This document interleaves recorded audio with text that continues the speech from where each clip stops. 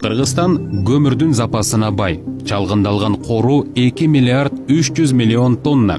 Жана болжолдуу кору 28 миллиард тоннага барабар. Мисалы Каракечеде 437 миллион тонна. Мин Кошта 116 миллион тонна көмүр бар. Бүгүнкү күндө казылып алынган көмүрдүн бир бөлүгү Бишкек жылуулук электр борборуна 400 чакырым жол жүрүп жеткирилет. Бишкек жылуулук электр борбору болсо жылына 800 миң тонна көмүр жагат. Анын 40% гүлгө айланат. Бишкектин абасынын бузулушу жашоочулардын жүрөгүн өйгөн маселе.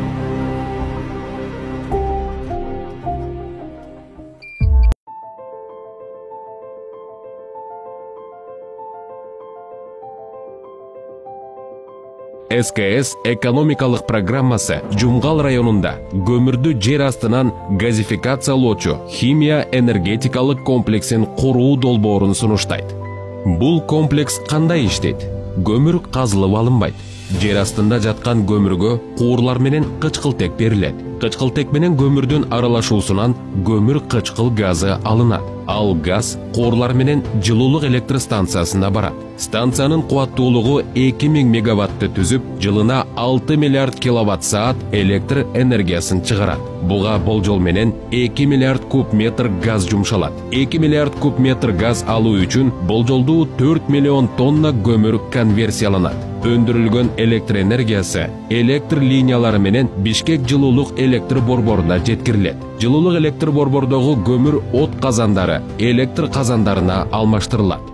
Мындан сырткары, бул жерде конверсиялоочу завод курулат.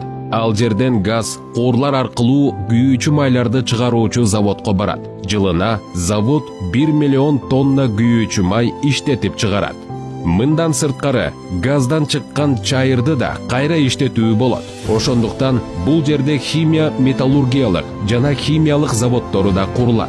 Чайыр гидрогенизация болгондон кийин сейрек кездешүүчү металлдарды бөлүп чыгаруучу металлургиялык заводко барат. Ошондой эле чайыр химиялык заводдон кайра иштетилет.